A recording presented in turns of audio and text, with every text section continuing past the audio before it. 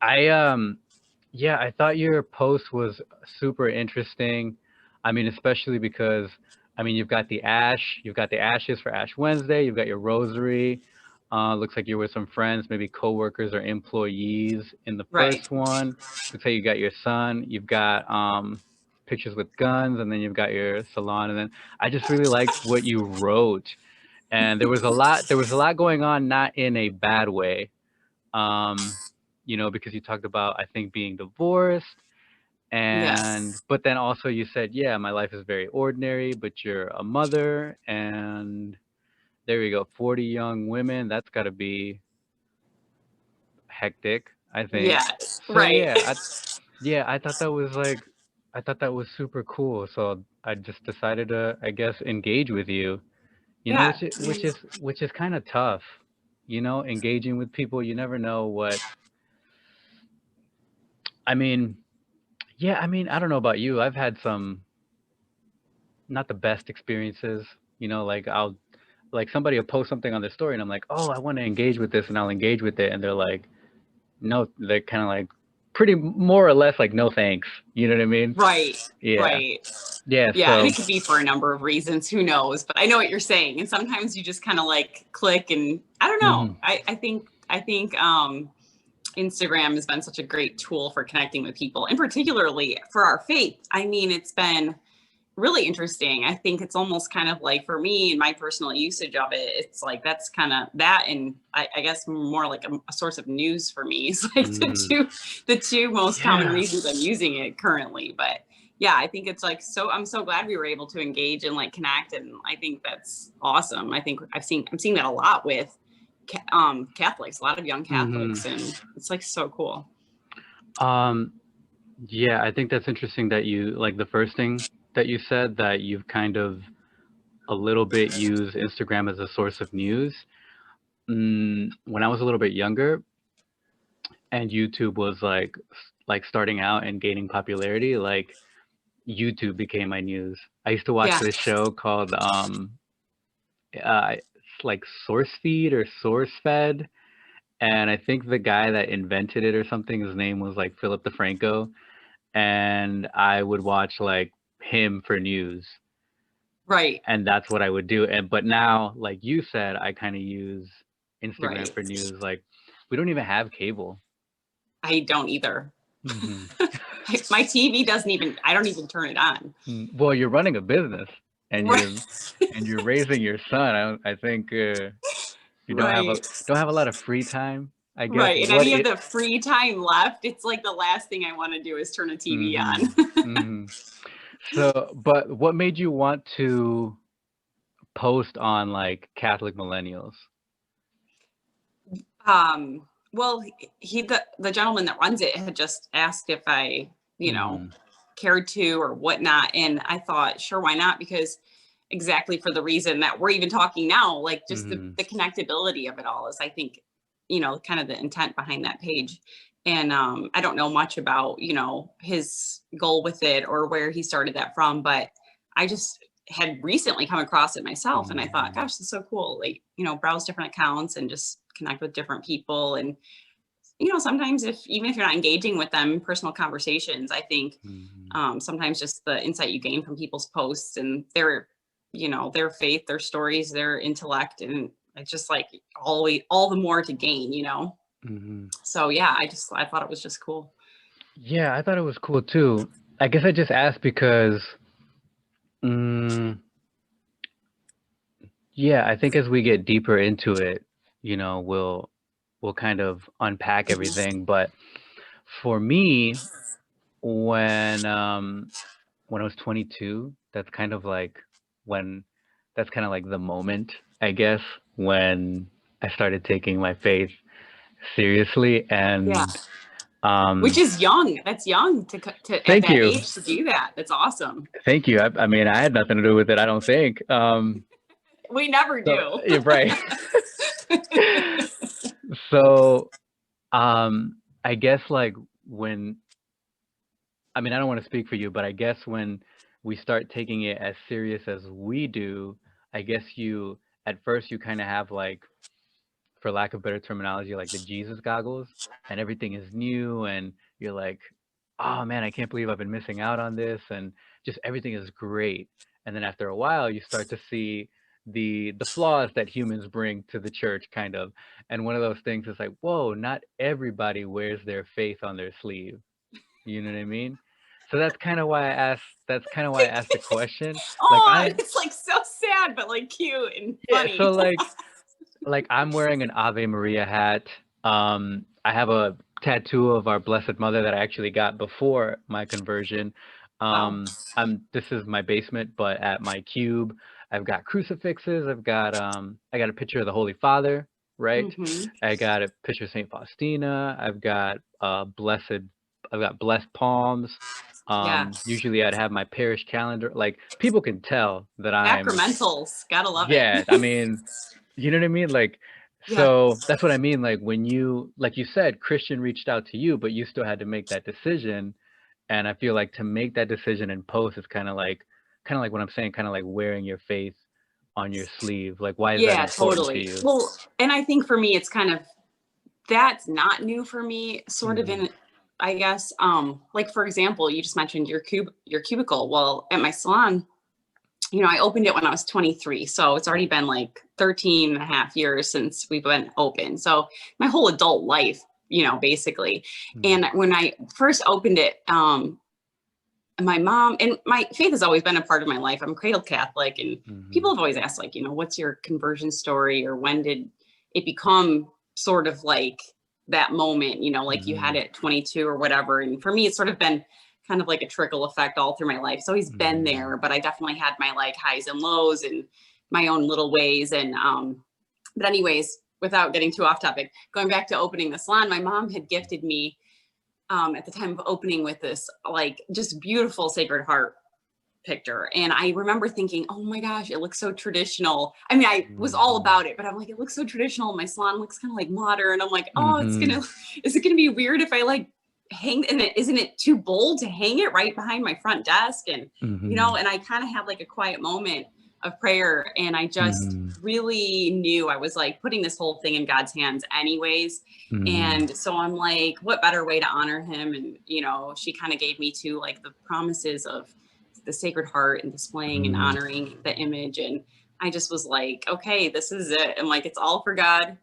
It's in his hands. I'm going to, display his face proudly here. And I can't, it's still there. And I mean, it's been awesome. So, I mean, that's always kind of been, like you said, you're wearing it on your sleeve. It's out there. You're putting it out there Hmm. for people. And, it's just, you can do it quietly. It doesn't mean you have to, say anything or do anything, but it's incredible how many people have commented through the Hmm. years, dropped off prayers for us. Like, I mean, Hmm. it's just incredible. Just having an image. You don't even have to say Hmm. anything. It speaks Hmm. volumes. Yeah, I think you're right. Um, yeah, so I like that over that you're Credo Catholic. I'm actually a Credo Catholic too. I just I guess I just went through the motions, Right. but I can relate to you that it was like a trickle. It was like a trickle thing. Mm-hmm. I mean, definitely 2014 was the year for me, but it wasn't like, yeah, it's funny that you mentioned conversion stories and people ask you your conversion stories. Like one of the things about conversion stories is sometimes they're like dramatic, and I don't feel like mine was dramatic, right? Like I feel like mine was like slow, and I actually still like I feel like my faith life is, I mean, to some people they're like, man, this guy's hella Catholic, but to Yeah. me I feel like it's been consistently like a slow burn. Like to me it was a head thing. Like I um started looking into it, and like the more I looked into it, I was like, I agree with a lot of this stuff, or they're Yeah. making a lot of good points, or these arguments seem to be very strong. And so Right. it wasn't like a switch. Like some people are like, I hit bottom, and the only person that Right. was like for me was God, and that's the only way that I could Exactly. get back up. And then I started a salon and I put the Sacred Heart, like you know what I mean? And Right. like Right. it wasn't like that for me. So it's cool that No. like for you it was like a trickle thing too, Yeah. but still, like, well, God bless your mom for giving you that Sacred Heart. Like, Oh yeah. She's always looking out. She's been awesome. so I mean, how does she feel about you kind of, um, you know, uh, having your, because it's like what I'm sure that's what you want for your son, for example. You want your son to remain in the faith, right? Right. So how does your mom like feel about that, like with you when she sees that you're like, serious Oh, about I your faith? mean, I know my parents have, they always like comment. Well, I'm one of seven. I have five sisters and a brother. And everybody is very close, in their faith still. And we have these conversations just, basically expressing gratitude. Like, we're thankful, us kids, that our parents they were both raised Catholic, and they sort of Mhm. veered and, sort of searched and kind of came right back around real quick. But to be, I mean, such a blessing and such a gift to be given your faith that way. And then, Mhm.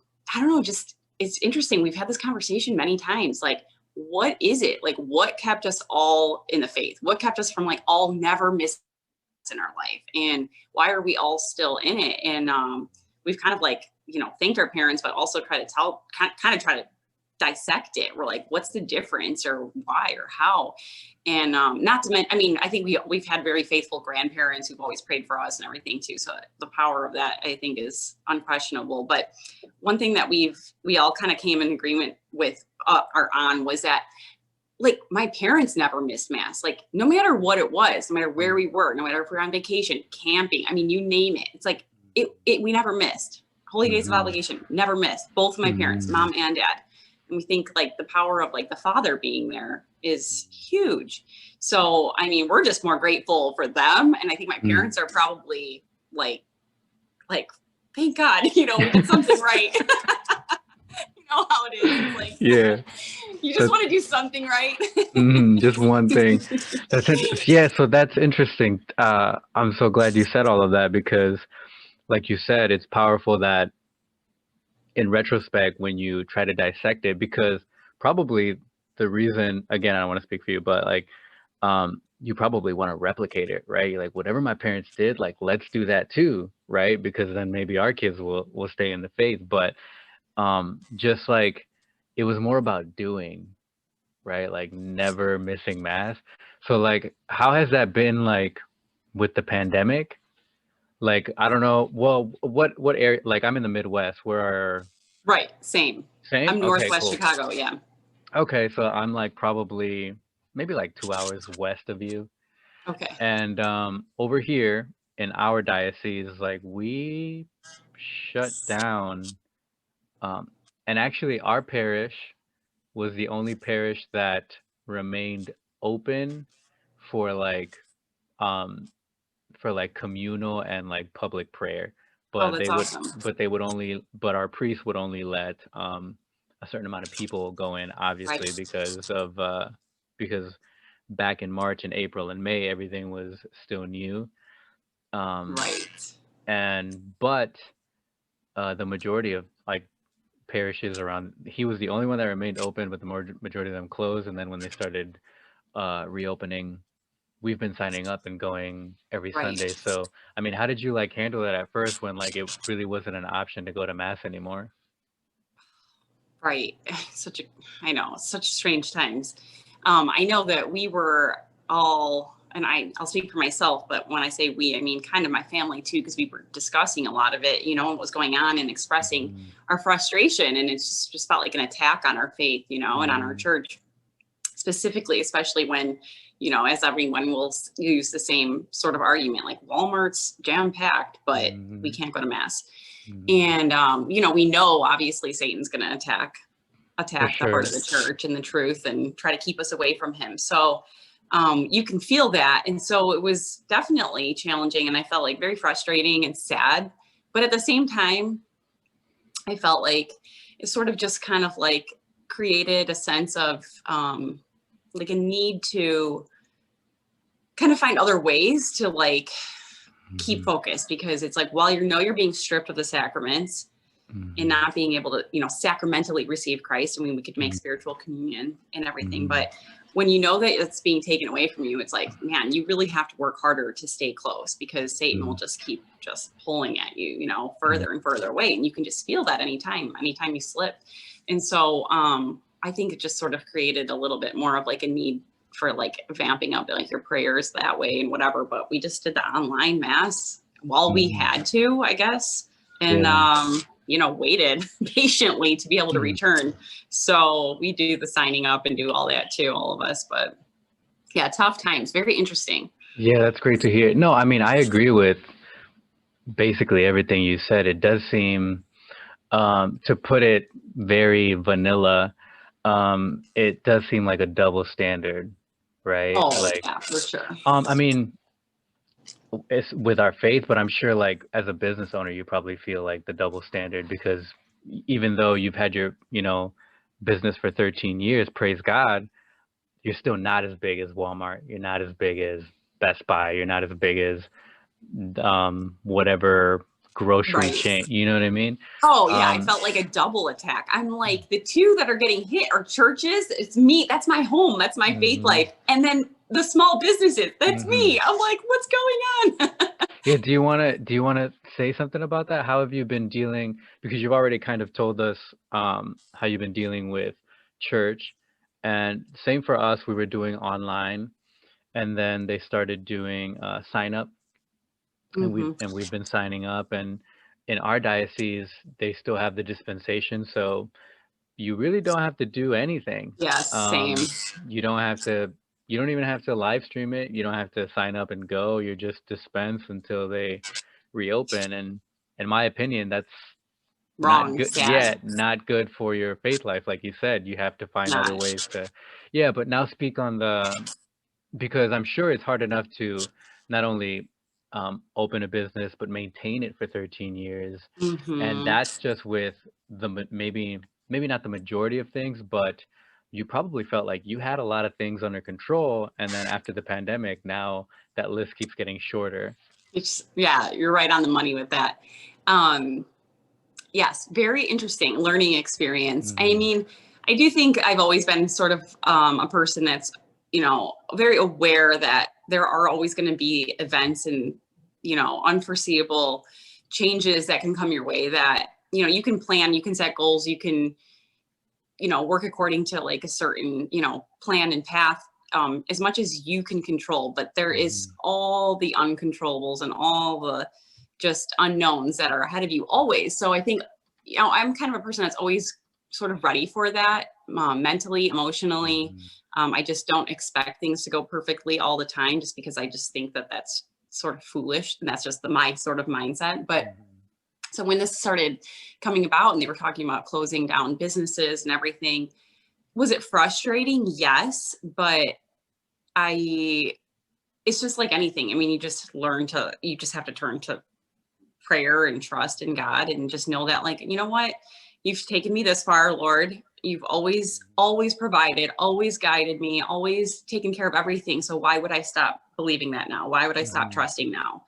Just because this is different than what I had expected for the year and doesn't seem right, doesn't seem fair. I Hmm. definitely, realize how little control we do have and how much our government can control. And it's kind of Hmm. scary and strange. But at the same time, I was at least fortunate enough to be in a good enough position that I wasn't worried. I mean, I didn't know how long we would be closed, but Hmm. assuming we weren't going to be closed for like a year, like some businesses in some places have almost Hmm. been, Yeah. assuming it wouldn't be that long, I felt comfortable and confident that I would be fine through it. So I actually took that as an opportunity. I had been planning a remodel on my salon, and I just thought, okay, we're going to be closed for whatever amount of time. I don't know, but let's just like start doing that. So it's just like an extra huge risk that I took Hmm. on top of being, forced to be Do you like closed. to live on the wild side? I mean, absolutely reckless. So You're not like a you're and not like a regular mom. You're a cool mom. and it was funny because I was like literally joking throughout then and sort of just trying to stay positive and keep my staff excited. Like, okay, you're gonna come back to a new space. Like, this is awesome. And I was like joking. I'm like, it was crazy. It was like the remodel took the exact same amount of time, Hmm. like to the day that we were closed down. And it was just like closed 10 weeks later, reopened, brand new like space. And I was just Hmm. like, it's like God closed the whole country down so that I could get this done. And Aw, so it felt fine. It felt right, felt is good. And, that is I'll, something. Sorry to interrupt. I get excited, but no, that's good. that is something that like a dad would do for like Yeah, it you know what I is. And mean? I actually, I joked about it, but I actually Mhm. like felt that. Hmm. Like, it's just incredible how you could take Yeah. something like that crazy and like it just turned out to be a blessing. It was just, Hmm. it's just surreal, strange.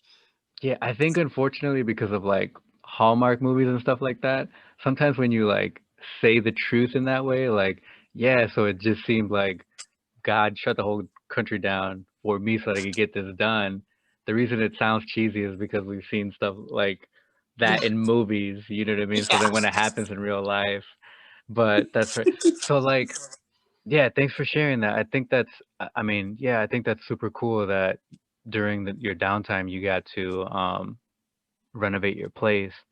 Um, what like in the as I mentioned, I found you through Catholic Millennials, and in the post you say that you have a hair salon with 40 young women as your employees and coworkers. So like, what were some of their concerns that they would kind of like bring to you as you know, those 10 weeks unfolded? And I mean, and even some of their concerns now, because I'm sure that you have capacity limits and guidelines and Right. just health, I guess health, I don't even know what to call Yeah. them, codes that you have to follow. Right. So, Yeah, interesting position to be in, being responsible for them. You know, at mm, first, their first fear when we were getting closed down was just, you know, and a lot of times I kind of feel like their mother in a sense. And it's sort mm, of like this, like, they're looking for direction, then they're looking for protection, and they're looking for guidance mm, and like security and all of those things. And it's like my role to mm, provide all of that somehow, you know? And, you know, while we didn't have all the information at hand, I'm like, trust me, I don't know that much more than you do. We're not really mm, getting very clear answers here from, you know, the mm, governor, whatever you want to, you know, call it. But yeah, their first fears were kind of just like, okay, are we going to get paid? Are we going to have, you know, whatever. And I mean, mm, I just was like trying to keep them calm. Um, because I was calm. So I was like, you guys, mm, there's nothing to worry about. Like, it's fine. Like, I'll take care of you in whatever ways I can. Everything will work out fine. And just kind of have to continuously give them that feedback, which I think people need. And it wasn't false. I mean, I meant it, you know, and still today and all throughout, I mean, I have not handled it everything perfectly. Trust me, it's been really tricky mm, because everybody has such different sort of like emotions about it all. People are mhm, like, some people are very fearful of what was going on and mhm, actually really afraid of the virus, whereas like I'm not that kind of person. So it was mhm, like hard for me to like get inside their heads and in not only employees but customers and mm, like understand like how sensitive and delicate they are with all of that. um and you know, just yeah, it's like it's more like, I think it's more that than anything. It's not so much like having the right guidance as it is how you do it. And like I said, I'm mhm, not actually that great at it probably, but that's where my mhm, mindset goes, is just like kind of just mhm, being there and being supportive of everybody and just trying our best and like asking for their grace and saying like, listen, I don't know exactly how to do it mhm, all. I don't have all the answers and I'm not going to do it all perfectly. So like, please bear with me too, you know, if you're mhm, upset or you disagree with something that I'm doing or saying, like just come and talk to me. And it's all you could do is communicate. But I would say it probably actually gave me a little bit of compassion and empathy for, you know, even our governor that I don't even personally care for, but I'm like, I do understand how it kind of made me feel a little bit like, wow, you can't please anybody. Like there's a mhm, lot of criticism. Like it was kind of tough with the customer base, you know. I had some people, or you're just never living up to their standards with it. And it kind of was like, I kind of felt too for across the board with businesses, restaurants, you name it. It was like normally you're used to getting reviewed and online for, you know, your level of service and how good the food tasted that you served them, or how well you know, perform your hair services, or whatever your business is.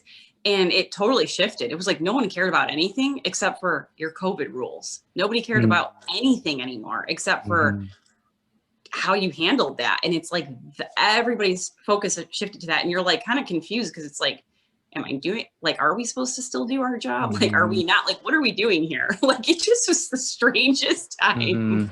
So yeah, sorry, I kind of went on with No, about I that. like, yeah, I think that was all good. Like for me, that's all secondhand information, but that's all stuff that you learned firsthand. And the last part is sticking out with me, how like you've been doing this for 13 years, right? And I'm looking Mhm. at I'm looking at your Catholic Millennial post, and your personal Instagram, you have one for your salon. So, looks like you have one like as the founder of the salon, and then I got your Mhm. website up too. And like these girls' hair looks great. So it's like you all of a sudden COVID happens and they don't really care that you can do the hair, Yeah, right? And that you've got the 13 years of experience. Now it's like, are you following the guidelines? And totally. it's funny because I think you preemptively um maybe knew where I was going. I was going to ask you like what is the number one customer concern? And it sounds like they were just concerned with, I guess, safety, right? Yeah.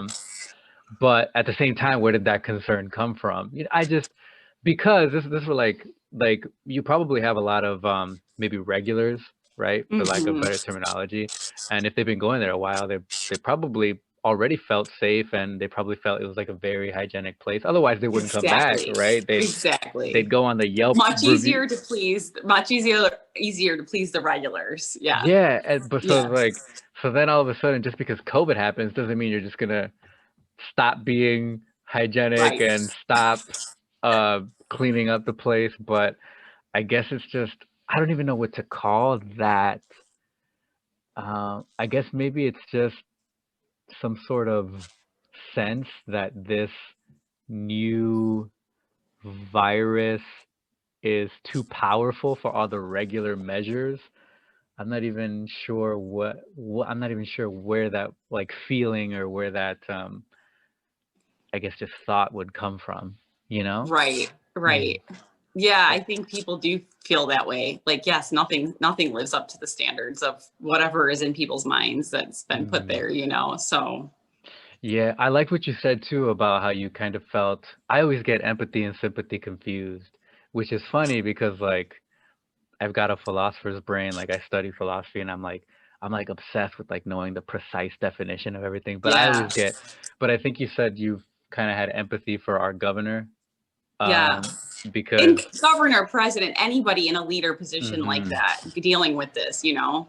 hmm Yeah. um, and I also liked how you said that you kind of felt like your employee's mother when they were bringing their initial concerns about their pay and what's going to happen and we don't know and everything like that. It's funny because like as a mom, like you can't please everyone either, right? Like you like my wife doesn't always, please me with the decisions Right. she makes, and then she doesn't always please like like you probably don't even always please your mom Right. or your dad or Right. your six other siblings, and so you've got all kinds of not pleasing Right. people as a mom Totally. and then as a so that's super cool. So That's why I like literally had to ask for that, mhm, like that sort of like understanding. I'm like, bear with me, you know, and know that my intentions are always coming from a good place, whether mhm, it's exactly what you were hoping for or expecting or not, you know.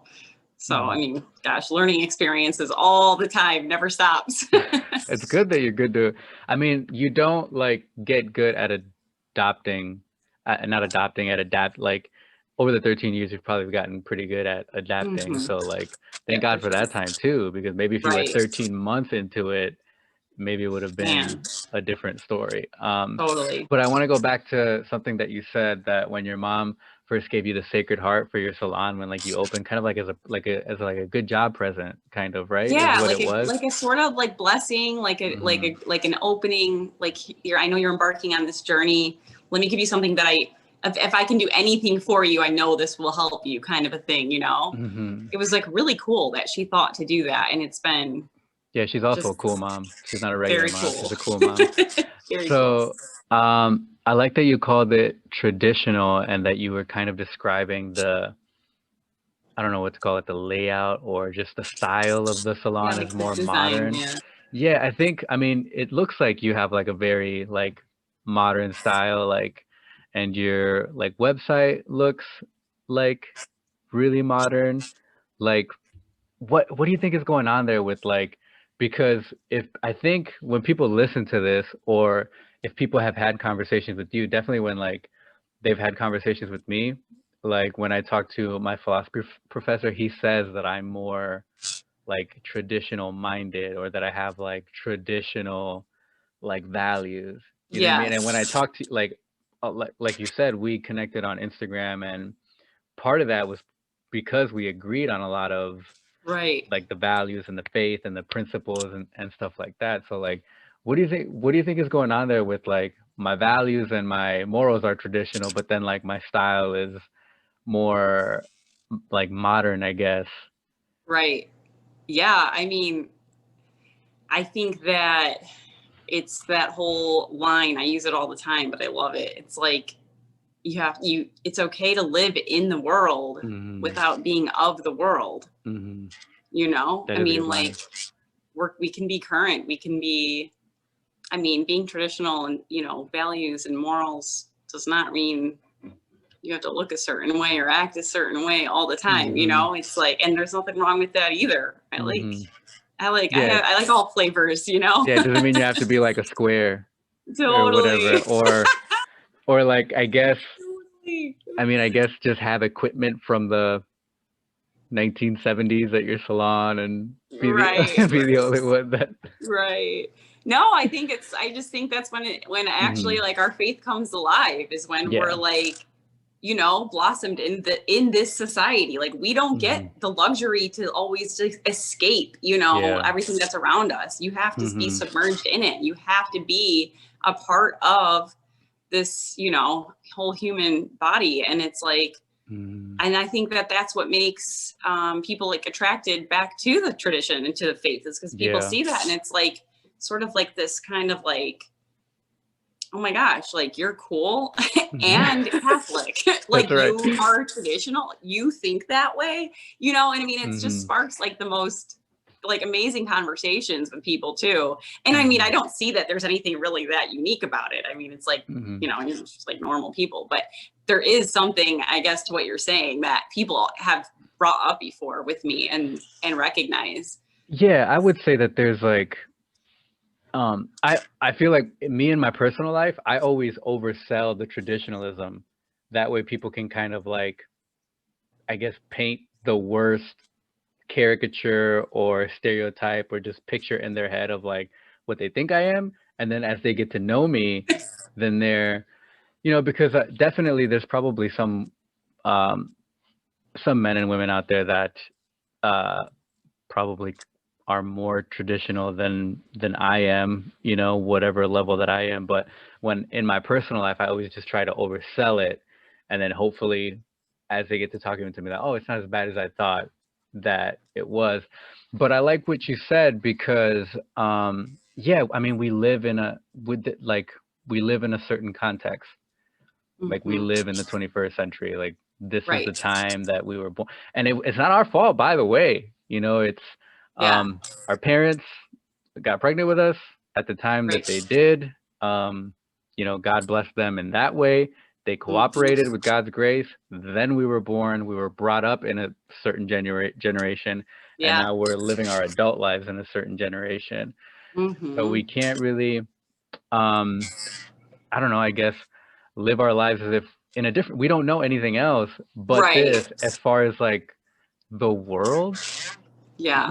but so I really like that. But it's funny too because like Fulton Sheen talks about how, I don't know what he means, if he means like the church in like the church, like both laity and clergy, or just like the church as in the church leaders, but he talks about how the church shouldn't marry any particular age or generation, because then in the So next true. generation there'll be a widow. The church would be a like a, I guess, a widower, because the church is a woman. Totally true. Hmm. And God is timeless, not bound by time, That's right? right. So, I mean, there's no need for us to be. And like you said, I mean, we can't help that we were born in this time. God made us to be in this time, Hmm. And I think that something that is a struggle for people, it might even be something that I think sometimes when I'm contemplating, like, I'm like, maybe that's part of what keeps people away from wanting to like dive into their faith or really like kind of make that a priority is just like this idea that it can't collide with like normalcy. Hmm. Like it is, and there is like that element of like abandoning all, for Christ and sort of like, Hmm. with in choosing him to really truly follow him is like you kind of like Hmm. lose everything. Hmm. But like I think that's more in a spiritual sense a lot of times, Hmm. that we kind of forget. And it's not always about separating yourself from the world and from everything around you. I mean, like everything that's in our lives is good, you know, God is good. I mean, not everything, you know what I'm saying, but it's like, I think it's like finding a way to like be present and kind of like take advantage of all the gifts that God gives us, our talents, and like where we're called to be. I mean, my whole career life, it's brought me closer to him. It's like every single thing that we do can sanctify us if we allow it to. So I think it's more like a spiritual like alignment with what God calls of us versus thinking that we have to like, you know, be perceived a certain way or, you know, make such drastic like decisions that like are so physical, you know. It's like that can be more spiritual. Yeah, I like that. Yeah, I like that you said that your business has brought you closer to God, and it's probably what you were like talking about, that sense of responsibility. You know, have you ever seen Yeah, and it's all of it. I was kind of thinking about that, you know, kind of going into this conversation that I'm like, how do you put it into words? I'm like, I can't even explain to somebody like how the act of like just starting the business, and not to like oversell or overplay this. It's just very normal and like humble. It's not a big deal, but it's like for me personally, it really has been like an act of like vulnerability. It's like you're kind of embarking on this you know, taking this chance and opening yourself up to like a life full of, I mean, criticism and challenge, and you have to carve. It's like, it's taught me discipline. I've had to practice every virtue you could possibly imagine, just because if you do one thing wrong, people use that as a weapon against your business, like so easily, you know. And it's like living your whole life that way and kind of under a microscope. It doesn't seem like it would be that way, but it's been really interesting and eye-opening.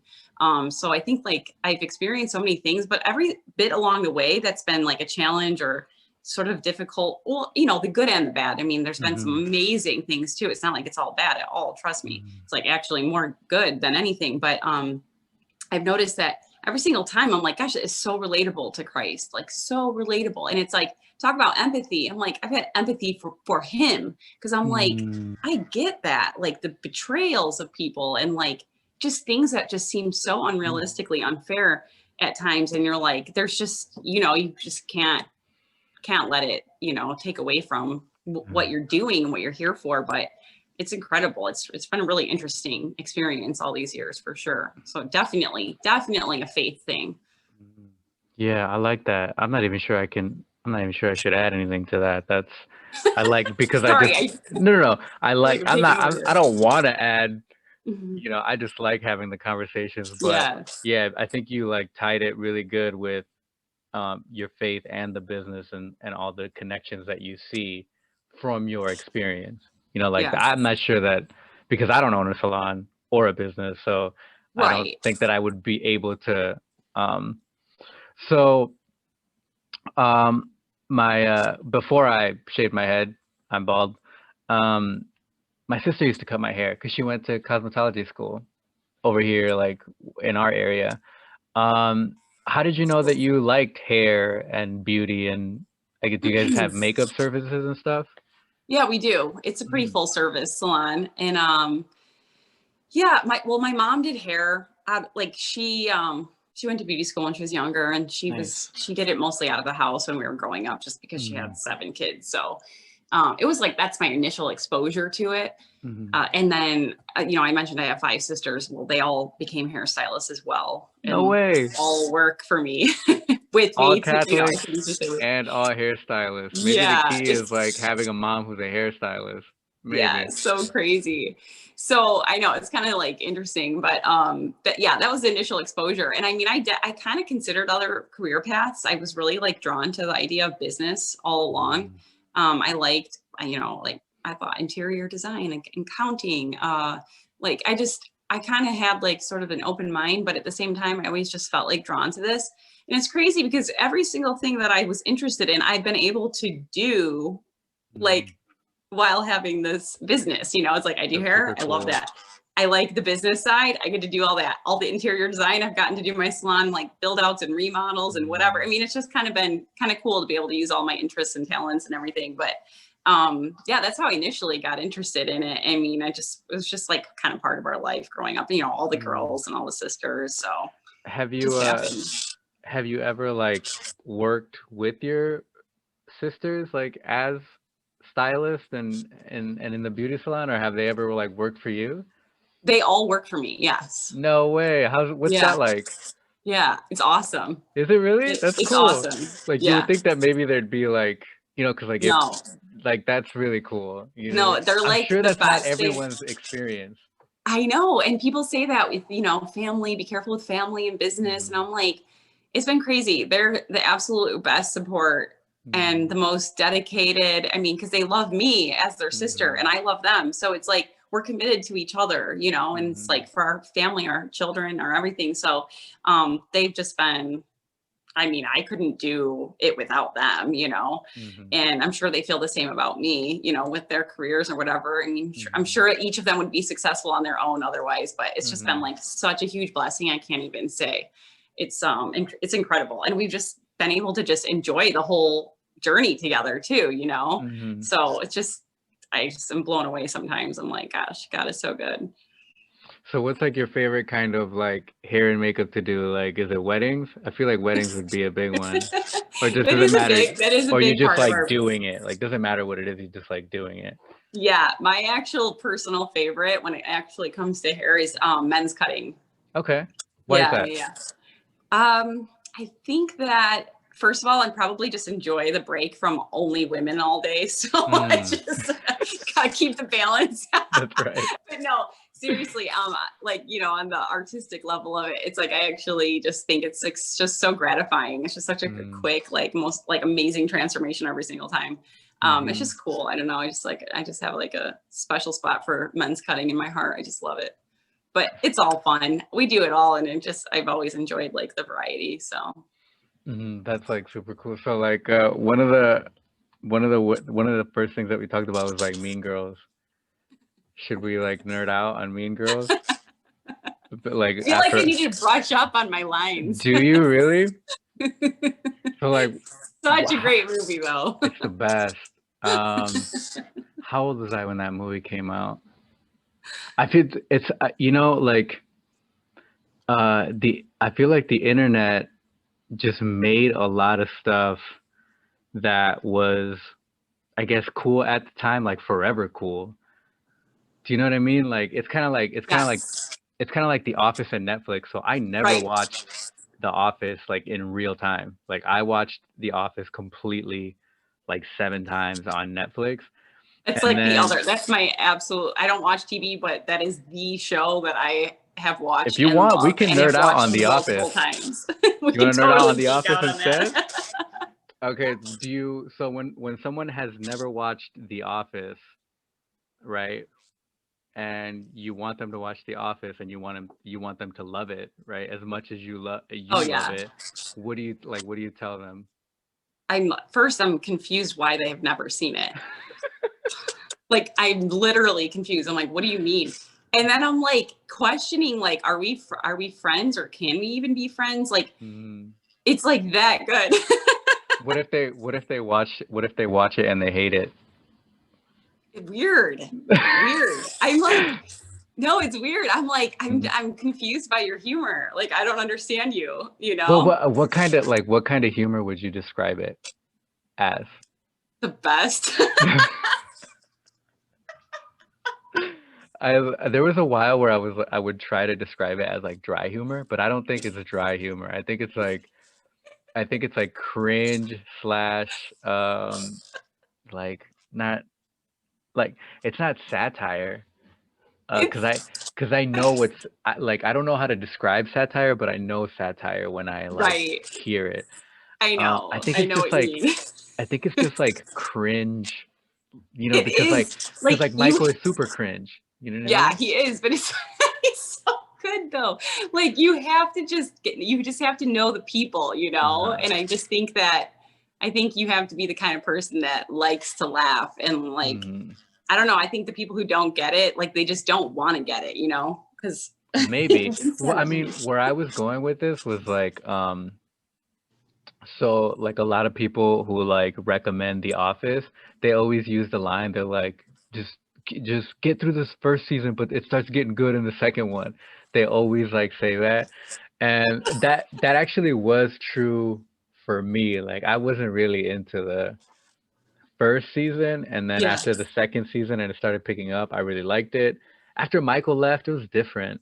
No, And I then mean, it was never good after that, but mm-mm. it's Michael makes it. But I think that's I liked it from like day one Yeah? because Why? Why I does just I just get them. I think maybe I have weird humor, so mm-hmm.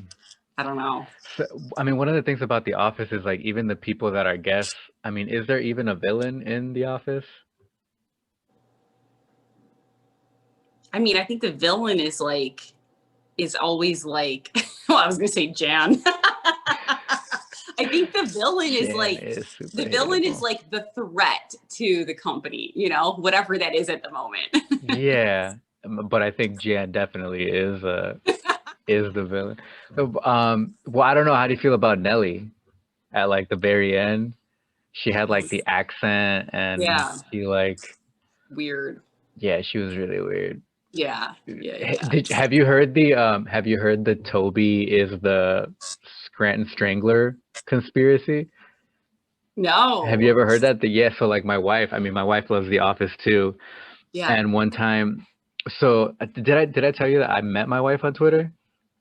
Oh no, on Twitter. Yeah, so like back That's awesome. back in the day, because I can't remember how long ago this was, we started following each other on Instagram because like Instagram suggests people that Yeah. you should follow if you have like a bunch of mutual friends.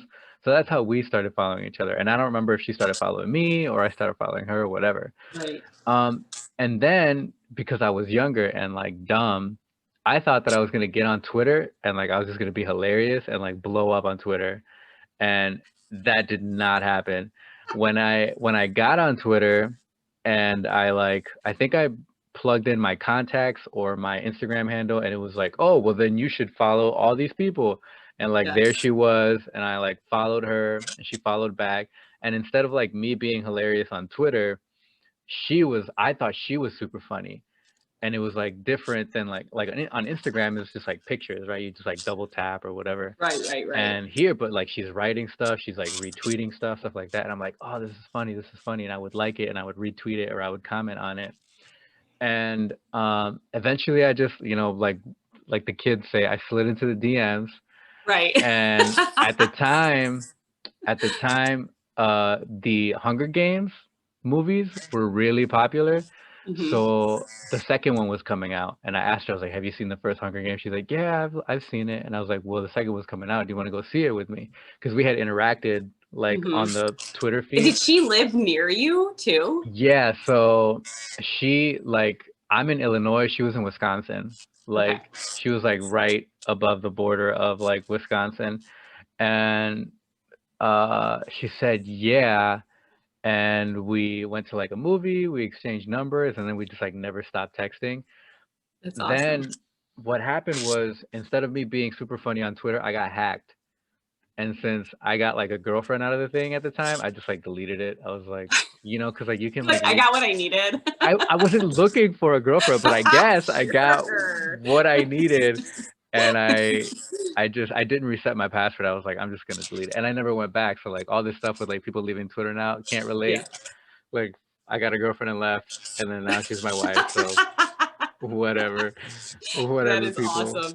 Yeah, but she loves just recently, she posted on her story and she was like, "Hey, like, can you guys get my husband, like, convince my husband to buy these pillows?" It was like these pillows, like for the couch and stuff, that Yeah. said, "Dwight, you ignorant slut." So that's what the pillow said. She wanted to buy those pillows, and I was like, I'm not sure we should. I mean, I get it and you get it, but I'm not sure that everybody will get it. But that's how she sold. So like, my wife. So you know how you were like, I need to brush up on my like Mean Girls. Yeah, yeah. So my wife has pointed out to me that like I have a really good memory. So I don't watch Mean Girls all the time. I Right. No, just you the just like know times that I've them. seen them, like I remember. It's like the same Yes. thing with like. So it's kind of annoying for my wife because she's the one that like got me into The Office, Yeah. and she's probably watched it more than me. You But I like passed her up remember with like, yeah. but I remember like a lot more than That's how my son is. He's like really good. He That's loves The Office too. He's like mhm, turning 11 soon, and he's still like he hasn't even probably we haven't even watched it together for a while, like probably a couple of years, and he still knows like all mhm. these lines, and he's awesome. And I'm like, I just love it. What's your favorite episode? Oh boy, I don't know if I could just rattle one off. I know Or his is when they play basketball in the warehouse. is that where they like I guess they win, right? Against Daryl and the boys, and then like he just they're supposed to because the This warehouse is so lost, funny. they're supposed to work overtime, but then they intimidate Michael into Yeah. like letting them go. Yeah. Yes, but just the athletics or lack thereof are just so good. Did you like when Michael like I think his last episode he's like catch you on the flippity flip and he just did that thing like 100 times and like missed every single time. I think my wife's favorite line from the I mean she obviously likes Dwight You Ignorant Sluts because she wanted the pillows. Right. But when she was like trying to sell the show to me, she really loved the part where like they're interviewing Michael and I think it's around Christmas time and I think him and Jan break up or him and one of his like bunch of girlfriends wake up and he's like trying to hold back crying and he's like and all of a sudden she's not your hoe no like your No hoe is mo. not your hoe no more. So good. It's so good. One of the ones that makes me like I'm gonna have a hard time getting through this one. I know. So one of the ones that like I really like is when like Michael is throwing up, right? And I think Kevin walks in on him as he's done, and Kevin is like, "Michael, did you throw up?" And in his logic, what he said was better. Like he was throwing up, but in his like his answer was, "Nope, just pooping. You know how I be." Like how is that better than what you were doing? That's what's so good about it. It's just, It's super oh my good. god, It's super good. I love The Office, but so good. it's off You of remember? Netflix. You remember Michael when he had the house party and Mm, he was showing everybody his like his cool flat screen plasma TV. There's just so many moments. Did you Oh my have you god. ever seen the blooper of that? I don't think Where so. look up the blooper of that, like literally Mhm. after we're done doing this. Okay. Look up the blooper for that. John Krasinski, who plays what's his name? Oh man, I know.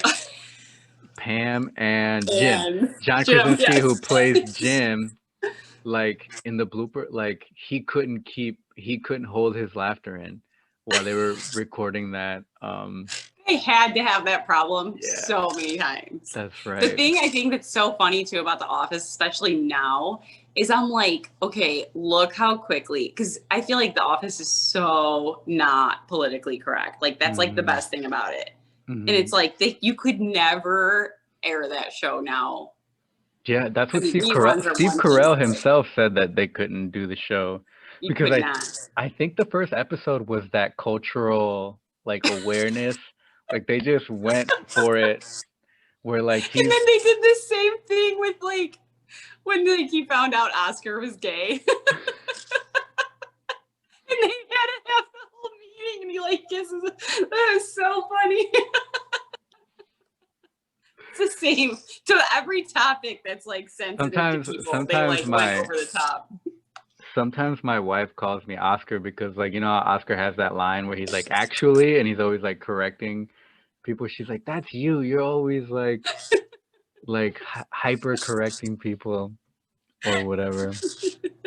Okay, so um yeah, so like what do you so like we've kind of talked about your faith. It's a bit you cradle Catholic kind of like you just had really good parents that like witnessed to you and stuff like that and talked about your business and a little bit about the pandemic, but you're a mom, but you're a mom like right now, right? And Mm-hmm. you just said that your son is turning 11. Mm-hmm. When is he turning 11? March 16th. March 22nd.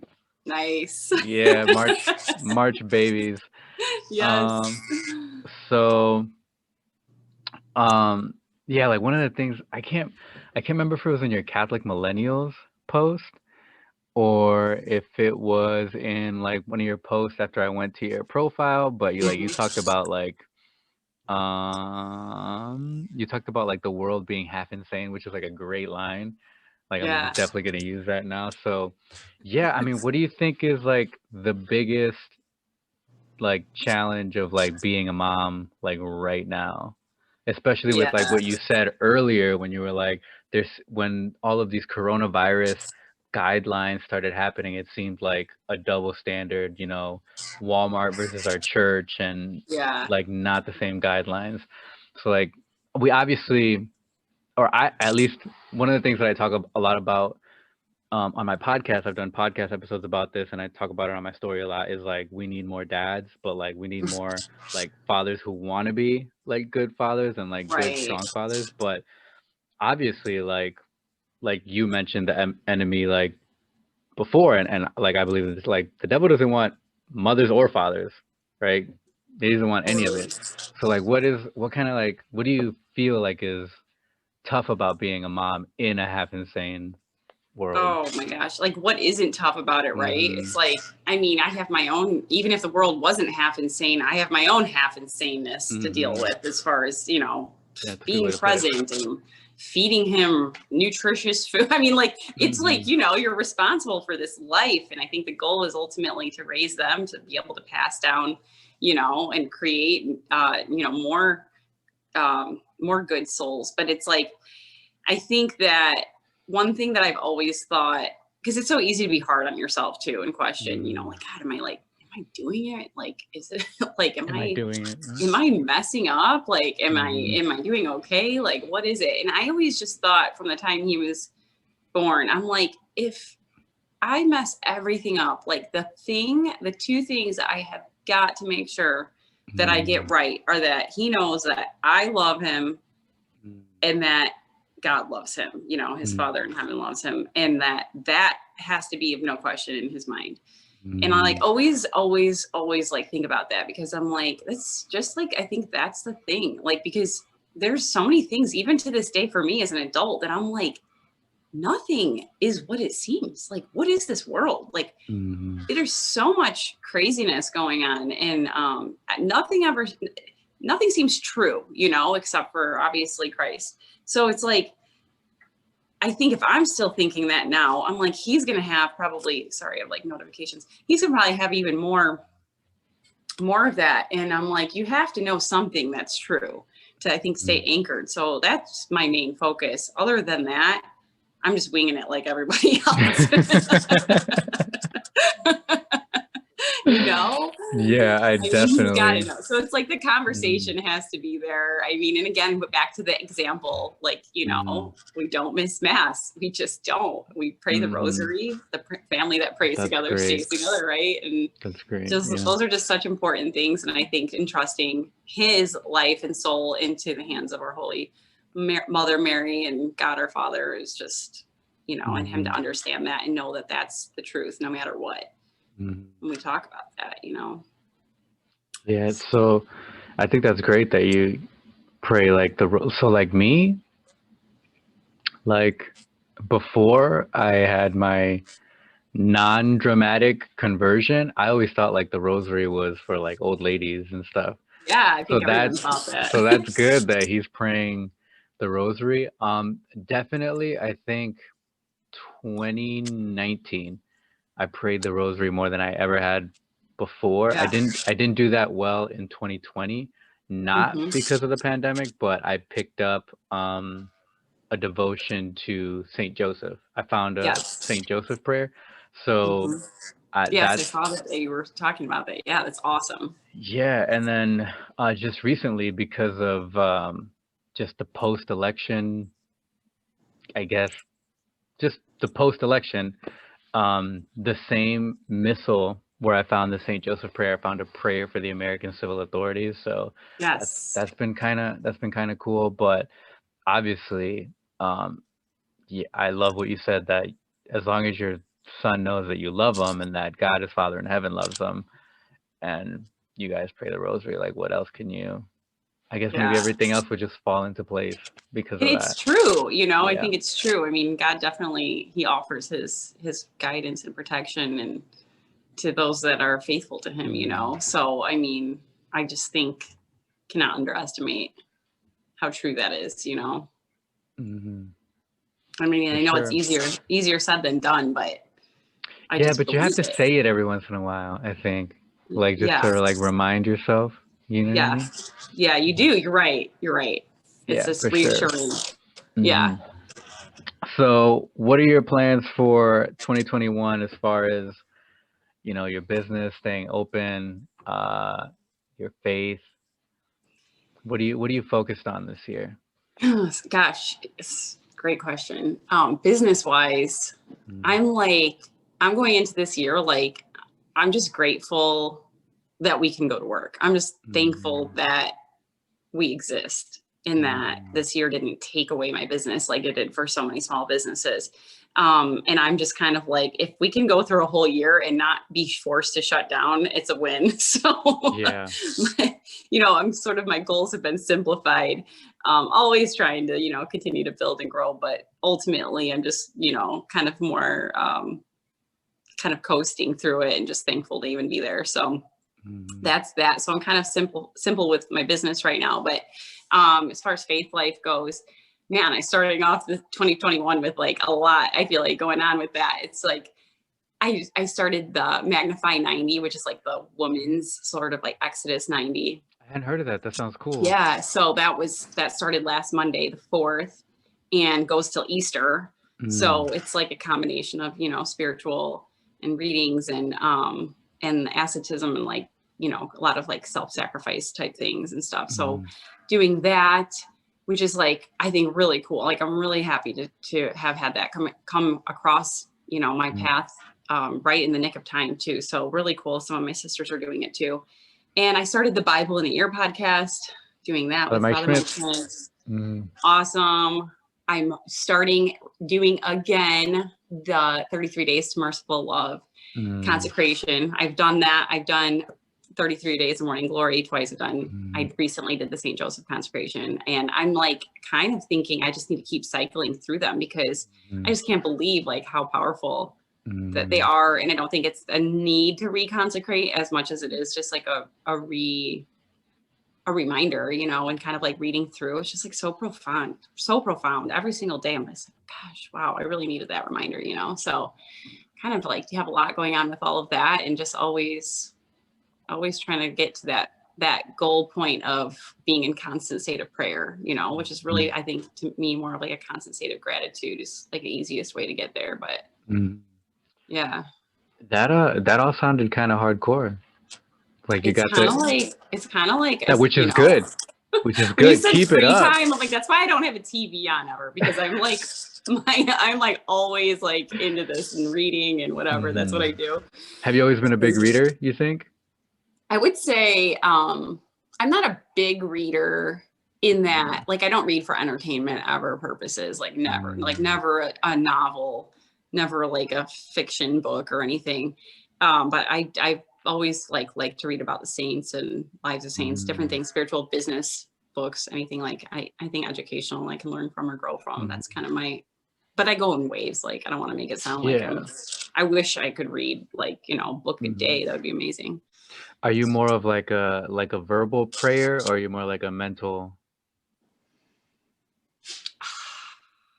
Hmm. I would say more mental. I would say this year, Mm, 2020, I actually started to force myself to pray out loud. I really? wanted to start having audible conversations Hmm. with our Lord. And it's interesting. It's a different kind of, that was a different kind of prayer. And I mean, it was one thing to do like the rosary out loud, Hmm. but to actually have like a conversation out loud instead of in my head, I started noticing like I felt like I was getting like really quick, clear answers back. That's interesting. It's kind of different. So I've tried that, but I don't do that all the time. Hmm. I do like a lot of just contemplating, like Hmm. thinking, contemplating. Like as far as just I feel like for growth practices, not so much even just prayer, but I think that's part of prayer. That's interesting because I'm the opposite. I don't. Mhm. I think I need to start forcing myself to pray like mental. Like I've always been like back when I started practicing my faith like 6 years ago until now.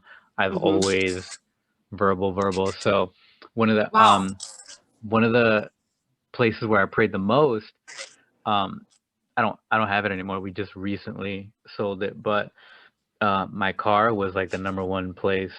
I got to find Mm. a new place to pray because that in the driver's seat of my car, it was like the number one place where I would pray. But even when I would be sitting there and praying, it would be audible. Wow. So Yeah. interesting. So there's Did it's you were you raised like was that common in your family to pray out loud? Like are these just like free flowing prayers versus both both. okay. So I'm actually I think because I'm a kind of like a systematic person.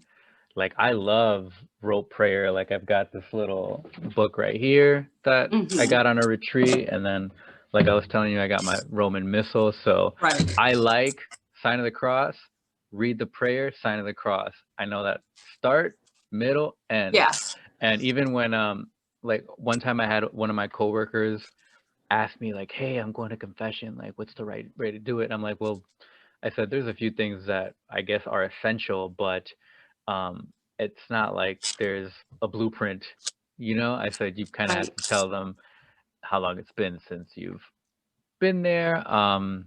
Tell them what you did, how many times. They'll give you some sort of counsel. They'll absolve you. You do your act of contrition, whatever penance they give you, that's what you do."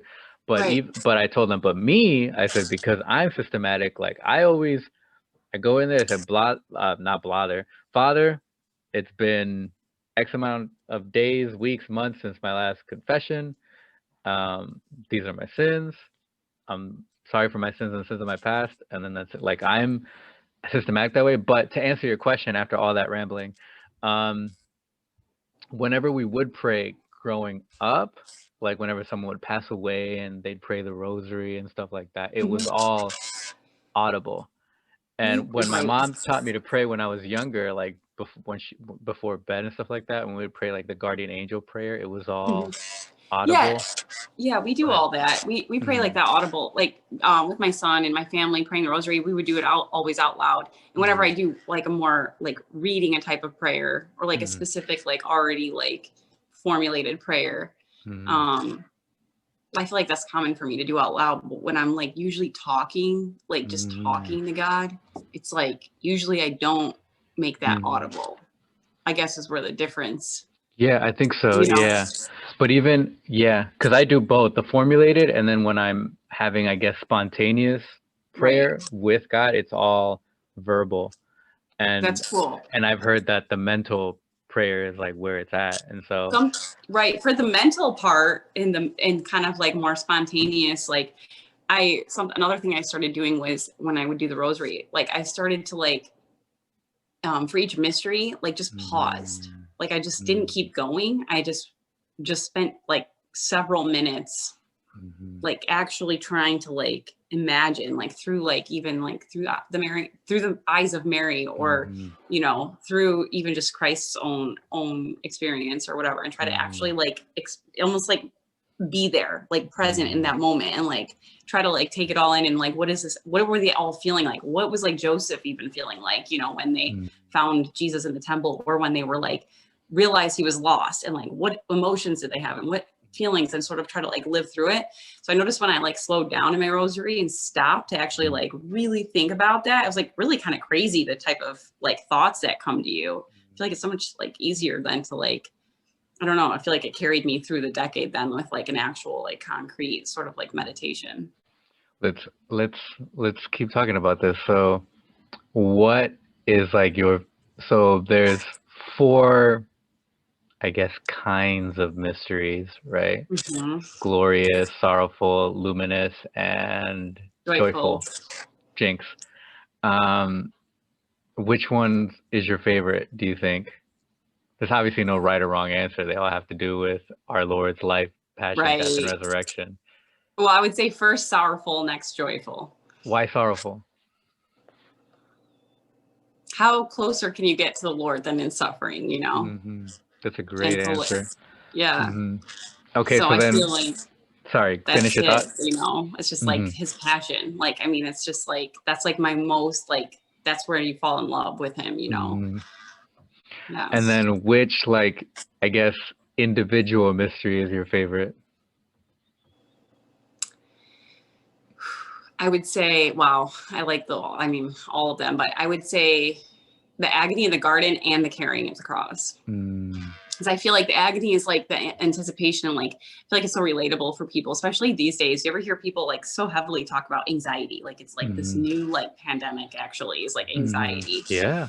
And you know, people are just worried and this and that. And I feel like it's such like a powerful moment like that, you know, I mean to sweat blood because you of anticipation of like knowing the suffering that's to come. His prayer, you know, like he's like, let this cup pass. But if your will be done, then you know, so be it. I mean, it's just so relatable with so many things in life. And I just feel like he just knows us in that moment and like we know him. And then I feel like, I mean, again, I'm not gonna take away from any of the mysteries, but I feel like the carrying of the cross, I just feel like it's kind of like that moment when you just have nothing left to give, you know? It's just like I have nothing left. Like he's already been beaten near to death. And I feel like can't even carry the cross. it's like that every like one more like step or like just that one more like ounce of energy to keep going in life or in whatever it is that we're going through. And I just feel like, you know, so much he's walking with us, but like so much we're walking with him. I noticed this last time I watched The Passion, and Simon, you know, he looked like kind of like disturbed by looking at, you know, when he looked at Christ, and he just looked like kind of like, get me away from this guy. I'm like kind of weirded out and like almost like creeped by like what is going on. And by them forcing him to carry the cross, it was like by the end, he looked at him and he just knew him and like felt him and like loved him, you know? And it was like, I just really, that struck me. And I feel like even watching that part of the movie, like actually like sort of changed the way I view even like the sorrowful mysteries, you know? So powerful.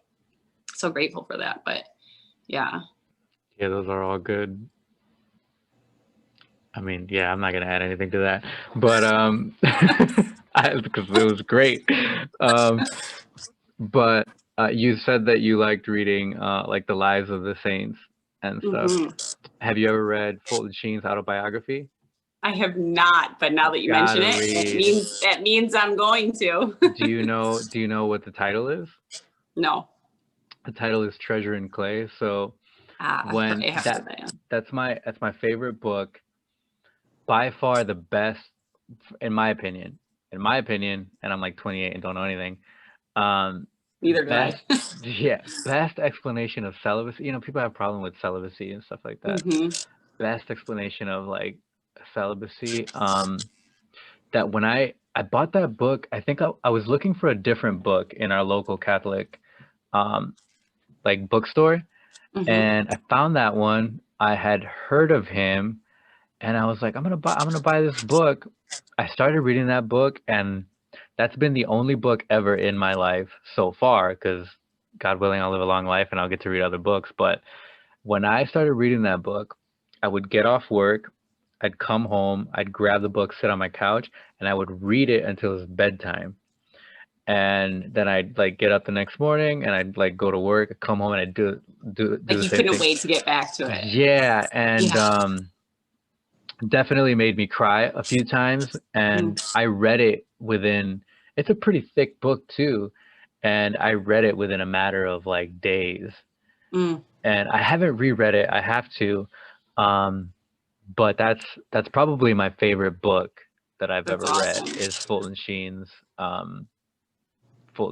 autobiography, Treasure in Clay. So definitely read that one. Have you ever read Fulton Sheen's 3 to Get Married? No. You got to read that one. He's got to go all out. He's so awesome. It's so relevant. Oh my gosh, so relevant. Yeah, briefly, or not briefly. You don't have to be brief, because I love talking about this and I love hearing about this. Why do you I guess like I consider Fulton Sheen like a spiritual father. Yeah. Why do you like Fulton Sheen, for lack of better terms? It's funny because I feel like even though he was like, you know, decades ago, he was like, I feel like still so bold, like in talk about modern times, you know, like what we were talking about. Like, I mean, even if you look at him, you're gonna think, oh, he looks traditional.